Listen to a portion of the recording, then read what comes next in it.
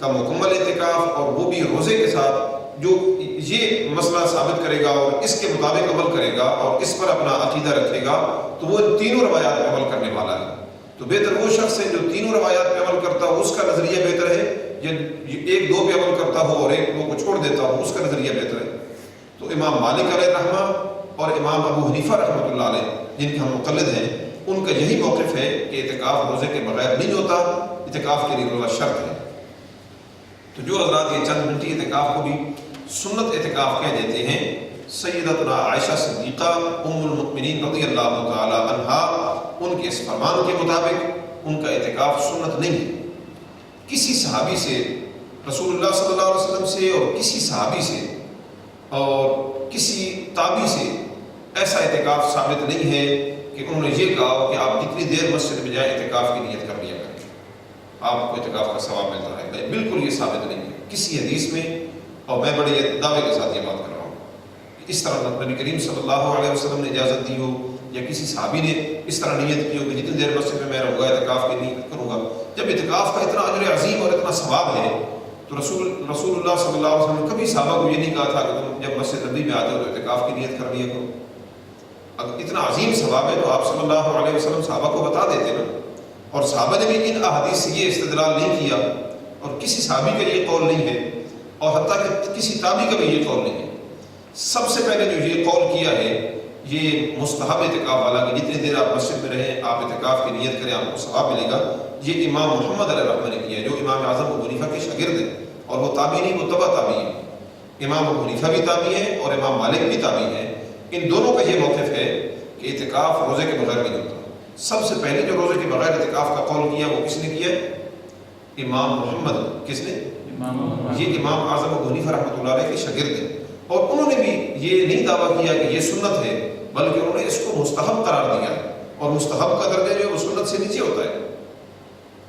اس کے بعد باقی بعض علماء امام شافعی وغیرہ نے بھی بغیر روزے کے اعتکاف کا قول کیا ہے، لیکن وہ اس کو سنت نہیں کہا، مستحب کہا ہے۔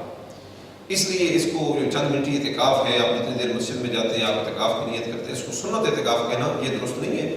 اگر کوئی اس کا قائل ہے جیسا کہ امام محمد کا قول ہے تو پھر وہ نوائت الاعتکاف کہے صرف، ہم تو اس کے قائل نہیں، ہم تو اس کے قائل ہیں جو ان تینوں حدیثوں جیسے میں نے پیش کیے ہیں، ان تینوں حدیثوں کو جمع کرنے سے جو نتیجہ نکل رہا ہے، اور امام ابو حنیفہ رحمۃ اللہ علیہ جن کا مقلد ہے، امام محمد کے ہم مقلد نہیں ہیں، تو امام ابو حنیفہ رحمۃ اللہ علیہ نے جو استدلال کیا ہے ہم اس کے، اور امام مالک علیہ رحمہ نے جو استدلال کیا ہے ہمارا نظریہ اس کے مطابق ہے۔ ہم جب مسجد میں جاتے ہیں اعتکاف کی نیت نہیں کرتے، نہ اس کو سنت سمجھتے ہیں۔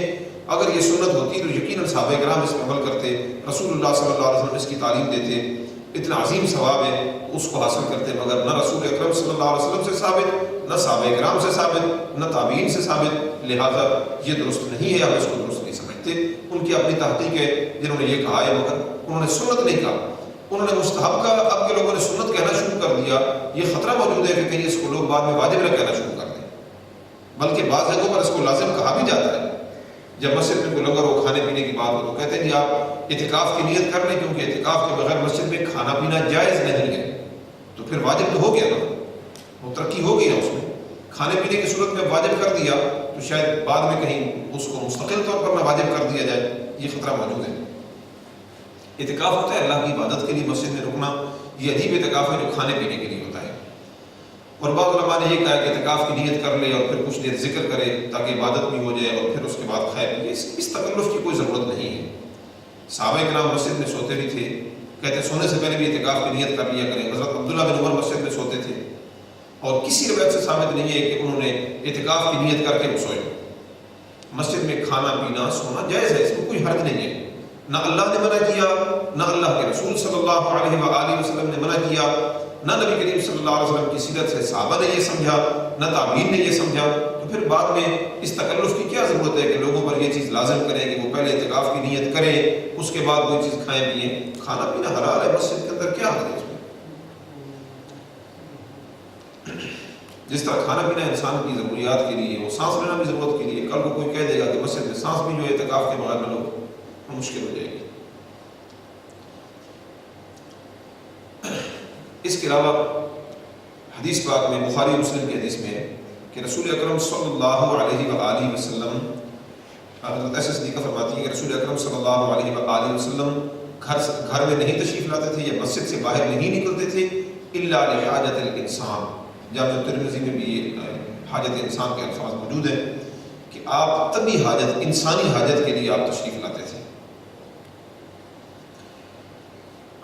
ترمذی کی حاشیے میں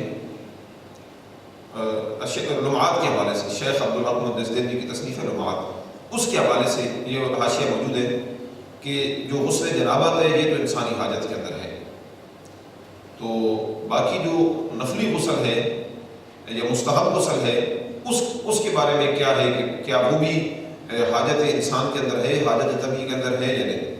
تو شرح العبارت کے حوالے سے شیخ عبدالحق الدستیری لمعات میں فرماتے ہیں جو ترمذی کی حاشیے میں موجود ہے کہ انہ یخرج للغسل، وہ غسل کے لیے معتکف نکل سکتا ہے، فرضاً کان او نفلا، غسل فرض ہو یا مستحب ہو، وہ نفل سے مراد مستحب ہے، وہ غسل کے لیے مسجد سے باہر نکل سکتا ہے. یہ بھی حاجت انسان کے اندر ہے. اور جمعے والا غسل جو ہے یہ تو سنت ہے، اس کے لیے بھی نکل سکتا ہے. اب آج کے دور میں بعض جو ہے وہ اس سے منع کرتے ہیں، وہ کہتے ہیں جو غسل ہے خصوصاً گرمی کی صورت میں جو غسل ہے اس کے لیے وہ باہر نہیں نکل سکتا. اب 10 دن بندہ بدبودار جسم کے ساتھ مسجد میں بیٹھا رہے، پسینہ خصوصاً گرمیوں میں اور لوڈ شیڈنگ بھی ہوتی ہے اور اس حالت میں بندے کو پسینہ آتا ہے تو وہ بدبودار جسم کے ساتھ مسجد میں بیٹھا رہے، یہ نظرات کو گوارا ہے، لیکن وہ صاف ستھرا ہو کر اللہ کی بارگاہ میں عبادت کرے یہ گوارا نہیں ہے. اگر یہ غسل کرنا کوئی اتنا ہی جرم ہوتا تو رسول اکرم صلی اللہ علیہ وآلہ وسلم بتا دیتے، صحابہ کرام کو استدلال کر لیتے، اس سے کو تعمیم کر لیتے، مگر ان سے کوئی چیز ایسی منقول نہیں ہے. تو کیا ضرورت بعد والے علماء کو ایسی پابندیاں امت پر لگانے کی؟ رسول اللہ صلی اللہ علیہ وسلم امت کے لیے ایسی پابندیاں لگا کر کیوں مشکل پیدا کرتے ہیں؟ آپ بتائیے، جو حدیث میں ہے کہ آپ طبی حاجت کے لیے، انسانی حاجت کے لیے آپ باہر نکلتے تھے، تو بندے کو پسینہ آیا ہو، بو پیدا ہو جائے جسم میں اور نمازی کو بھی تکلیف ہو رہی ہو، تو کیا اس حالت میں غسل کرنا یہ طبی حاجت نہیں ہے؟ یہ طبیعت کا تقاضا نہیں ہے؟ ویسے بڑی ڈھیٹ ہے اس بندے کی طبیعت جو بدبودار ہونے کے باوجود جو غسل نہیں کرنا چاہتی، بڑی پکی قسم کی طبیعت ہے، ڈھیٹ قسم کی طبیعت ہے. 10 دن وہ بیٹھا ہوا ہے، بو بھی آئی ہے، بدبودار بھی ہوا ہے، نمازیوں کو بھی تکلیف ہو رہی ہے، لیکن اس کی طبیعت ہے کہ وہ غسل کا تقاضا ہی نہیں کرتی. اگر کرتی ہے تو پھر حضرت عائشہ صدیقہ فرماتی ہیں کہ طبی حاجت کے لیے وہ آپ صلی اللہ علیہ وسلم تشریف لاتے تھے. اگر وہ طبی حاجت ہے تو پھر اس کو آنا چاہیے بیٹھ، جو اس کی طبیعت تقاضا نہیں کرتی. اگر کسی کی نہیں کرتی تو پڑا رہے. ہماری طبیعت تو اس کا تقاضا کرتی ہے کہ ہم غسل کریں اور صاف ستھرے ہو کر اللہ کی عبادت کریں. اللہ خود فرماتا ہے ان اللہ یحب التوابین ویحب المتطہرین، بے شک اللہ بہت توبہ کرنے والوں اور خوب صاف ستھرا رہنے والوں، پاک صاف رہنے والوں سے محبت فرماتا ہے. تو قرآن کی صحت سے تو یہ عمل اللہ کی محبت حاصل کرنے کی دلیل ہو جائے گا. اور ان احادیث جو ابھی پیش کی ہے حاجت انسان والی، قرآن کی صحت کو اور رسول اللہ صلی اللہ علیہ وسلم کی اس پر آپ صلی اللہ علیہ وسلم کی اس سنت کو سامنے رکھیں تو بالکل یہ غسل والا مسئلہ حل ہو جاتا ہے. پیاز کھا کر، کچا پیاز کھا کر مسجد میں نہیں آ سکتے. کیوں؟ وجہ کیا ہے؟ وجہ یہ ہے کہ بو آتی ہے، اس سے نمازیوں کو اور ملائکہ کو، فرشتوں کو تکلیف ہوتی ہے. تو لہٰذا بدبودار منہ والا بندہ مسجد میں نہ آئے جس کے منہ سے بدبو آ رہی ہے پیاز کی. اب بتائیے پیاز کی منہ سخت ہوتی ہے یا پسینے کی منہ؟ بتائیے. ظاہر ہے پسینے کی بدبو سخت ہوتی ہے.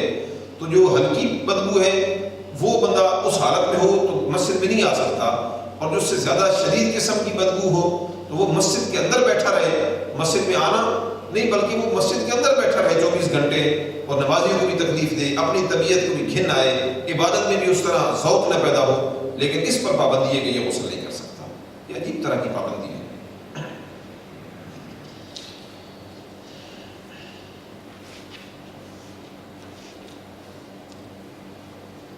ایسی پابندیاں اسلام میں وہ پسندیدہ نہیں ہیں.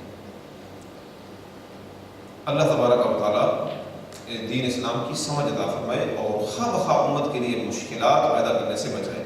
ویسے جو حضرات منع کرتے ہیں میرا ایک مشورہ ہے کہ کوئی اہتمام کریں ملتان والے علاقے میں یا سبی کے علاقے میں، وہاں کوئی پختہ مسجد ہو، لنٹر والی مسجد، اور وہاں ان حضرات کو 10 دن اعتکاف بٹھائیں اور بجلی جیسے اب پاکستان میں صورت حال ہے بجلی کی 18 گھنٹے 20 گھنٹے 16 گھنٹے 22 گھنٹے بجلی بند، اور جون جولائی میں اعتکاف ہو رمضان میں یہ 10 دن وہاں بیٹھے، مسجد ہو تنگ، لنٹر والی مسجد ہو، خوب گرمی ہو، 15-20 گھنٹے بجلی بند ہو، یہ پسینے میں شرابور ہوں، اس کے بعد ان کو پتہ چلے گا کہ ہم نے یہ مسئلہ بتا کر کتنی بڑی غلطی کی ہے، اس وقت انہیں احساس ہوگا کہ واقعی غسل کرنا چاہیے۔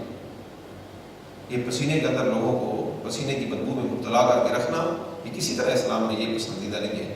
جمعے کا غسل اس لیے سنت قرار دیا گیا ہے کہ جمعے کو مسجد میں ازدحام ہوتا ہے، بھیڑ ہوتی ہے، لوگ زیادہ ہوتے ہیں، تو صاف ستھرے ہو کے آئیں تاکہ اگر پسینے کی بدبو پہلے سے ہوگی، اوپر سے کچھ اور پسینہ آ گیا تو اور زیادہ بدبو بن جائے گی، اس لیے صاف ستھرے ہو کر، اور خوشبو لگانا بھی اسی وجہ سے سنت ہے تاکہ مسجد کا ماحول جو ہے اس کو خوبصورت رکھا جائے، اس کو معطر رکھا جائے، وہاں پہ خوشبو اور مہک آ رہی ہو تاکہ بندے کی طبیعت جو ہے وہ خوش ہو کر اللہ کی عبادت کرے۔ 8-10 دن ایک بندہ غسل نہیں کرتا، بدبو آئی ہوئی ہے پسینے کی، اور وہ بندہ ایک عبادت کر رہا ہے، اور ایک بندہ روزانہ یا دوسرے دن غسل کر لیتا ہے، یا طبیعت روزانہ زیادہ بات بھی تقاضا کرتی ہے، گرمی ہے تو زیادہ